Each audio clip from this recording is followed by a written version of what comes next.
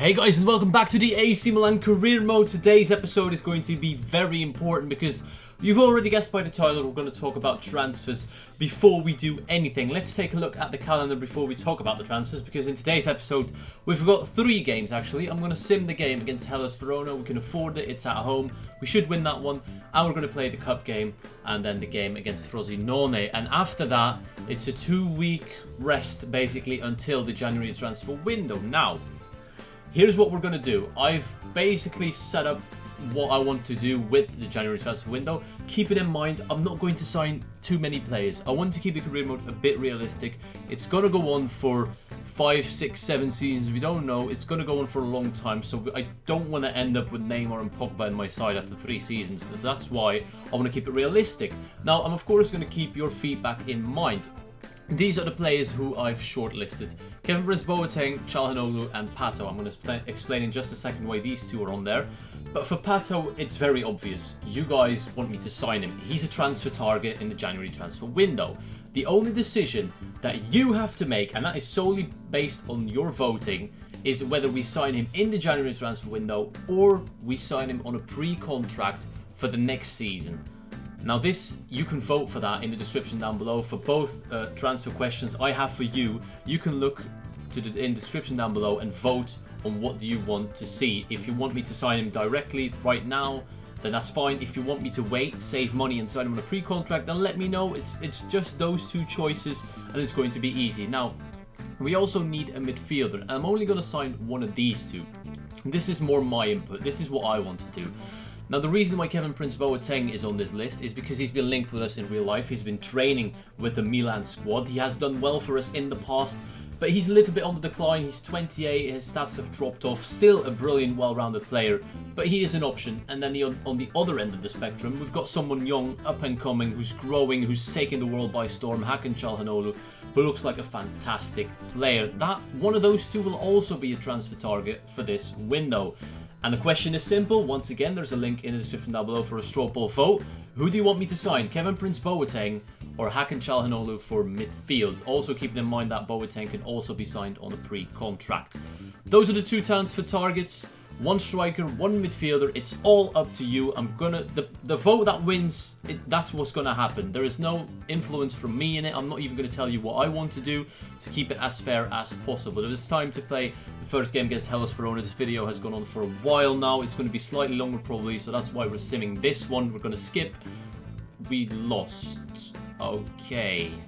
It's time to actually play the first game of the episode after a shocking defeat at home to Hellas Verona. Didn't see that one coming, to be fair. We've got some player conversations. And Niang is going to stay at the club. That's good news. And Niang will also be a striker option throughout the season. I'll probably have to sell someone as soon as we bring Pato in, whether that's now or next season. But it's time to play against La Spezia in the cup. We have to win that one. This is the team I'm going to use against La Spezia. I made a few changes. Balotelli is sitting out, a few midfielders, Ellie as well. Alex is coming in. A lot of players have dropped form. Abate, who is arguably my best player so far, is now horribly out of form, and that's all because I simmed that game. I didn't realise it would have these kind of consequences. But anyways, this is the team. It should still be strong enough to completely batter La Spezia at home. Let's go. There he is, Abate down the wings. He's going to whip one in. What a brilliant ball for Bacca on the volley. First chance of the game after 3 minutes. Abate is not out of form. You're not kidding me. Oh, that's a mistake by the defenders. It's Abate! And he scored 1-0 to AC Milan. Abate is just fantastic. I don't care where the arrow points to in his form. Well done by Luis Adriano. Abate's there to finish it off. A free kick from this position is always for Keisuke Honda. We know that. He's going to step up. Hopefully hit the back of the net. And there we go. It's 2-0 AC Milan after 30 minutes. It's going to be a whitewash. Well played by Milan. Luis Adriano in space against Terzi. He does have the pace to get away from him, I think. He cuts back. That's a penalty. There we go. We have a chance to make it 3-0 here. Menez has got the best penalty stats. He's going to step up. Hopefully this will do his confidence good if he scores. There we go. It's 3-0. And that's it. That's the end of the game. AC Milan have beaten La Spezia 3-0. Crisis avoided after that home loss to Hellas Verona. I'm still a bit baffled by the fact that we lost that game by simming it. But anyways, we've recovered well. We've beaten La Spezia. We did well in that game, although possession suggests otherwise. But we dominated and we scored 3 goals. I'm happy. Alright guys, this is a list of players whose contract is about to run out, so we could potentially see them leave on a free deal or just at the end of the season. Modic, Komi, Beretta. We're bringing in a striker. We're not going to use these. Paletta, I'd rather use Eli at this point than Paletta, so I'm going to let his contract run out as well. Same for Fernando Torres. There's no need for him. Nocerino and Mexes, I probably should keep Nocerino for one more season. But all the other guys, like Mexes as well, is going to run out. I'm trying to renew the contracts of Alex, Montolivo, Abbiati and Zapata. Abbiati purely because he is kind of a club legend, so I don't want to be disrespectful towards him. But other than that, all these guys are going to leave either on a free deal or at the end of the season. It's time to play the third game of this episode, and it's against Frosinone in the league. A must-win game. We have to recover from that loss. This is a team I'm using. It's quite mixed up. We've got Montolivo coming back into the side as well as Balotelli. Other than that, it's a pretty box standard side. And once again, Abate is in top form. I knew that was a lie when I saw it. It's time to play.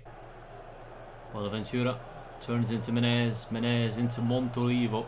Montolivo holding on well. He finds Bacca. Bacca is cutting inside. Well, that's a penalty once again for AC Milan's second penalty in 2 games. We'll gladly take that early on in the game as well. Frosinone already losing their composure. And there's no arguing about that. The best penalty taker is, of course, Mario Balotelli on this pitch. 92 penalties. There's almost no chance of failure here against Gomes, and he sends him the wrong way. Makes it 1-0. Balotelli also celebrating a bit too close to the goalkeeper there. There's no need for that, Mario. Alex needs to get there. It's a good wall into the box. That could have been dangerous. He heads it over the bar. Bacca into Balotelli. Balotelli back into Bacca. He can't quite break through. What a boring half of football so far. Frosinone, even when they're 1-0 down, they're not even trying to attack. It's just us. We're going into half-time leading 1-0. They showed me the stats during the game. We are the highest scoring team in the league, and they are the lowest scoring team in the league. I understand why that is. They don't attack, even when they're 1-0 down. Half-time change. Jose Mauri is coming on for Keisuke Hona. They're making a double substitution. Hopefully it's some strikers they're bringing on, because otherwise it's going to be a boring half. What's going on? They're attacking. They're genuinely attacking for the first time in this game. 15 minutes to go. What's going on? Well played by Romagnoli. Bacca does well with the turn there. Bacca still going. Kind of looking for an option. Someone give him that option. Balotelli. Here we go. Mario tries to cut inside. Oh, he's done well. Mario Balotelli just couldn't get the shot off. Gonna go to Montolivo on the edge of the area in acres of space. Line it up. Bang one. Ooh. It's gonna be the end of the game, I think. Yeah, there we go. What a boring game, and it's all the fault of our opponents here today. Frosinone, they just did not want to attack. It was going to be a boring game from start to finish, no matter what. I'm glad we got the penalty early on to give us that goal, but otherwise it would have been a 0-0 and their plan would have worked. Time for some more training drills once again. Because I had to explain a lot about the transfers, I'm gonna skip it to keep the length of the video down. Poor results overall, really. Only the interceptions from Eli going up. Got some messages. Montolivo, Zapata, Nocerino, Alex and Abbiati have renewed their contract. That means they're going to stay with us for yet another season at least. Final scout report on Hakan Çalhanoğlu, and Carlos Pinto wants to cancel his contract. Not going to let that happen. These are the results from the training sessions this week. Eli and Romagnoli going up in overall. Very nice to see. We have officially arrived at the January transfer window. That's good news. A transfer offer for Jeremy Menez. No thank you very much. No thank you very much. Is that even a saying? I don't know. My English lets me down from time to time. Carlos Pinto has accepted his contract. Now, let me talk you through what's going to happen in the next episode. The next episode, I'll be purely focusing on games. Bologna and Roma. So you guys have time to vote. The link will be in the description below, of course, the straw poll vote. In the next episode, you'll still be able to vote. But the episode after that, from the moment we've played that cup game against Fiorentina, I'm going to be looking into making those 2 signings I set out to do, whether it's on a pre-contract or right now. I'm going to read through all your comments as well. It's going to be interesting. And now that we have the full scout report on Hakan Çalhanoğlu, you can take a look at his stats, compare to Kevin Prince Boateng, and look at who you'd rather have at the club. I'm not going to say anything. It's purely down to you guys, what you want to do. What player will suit us best? Let me know.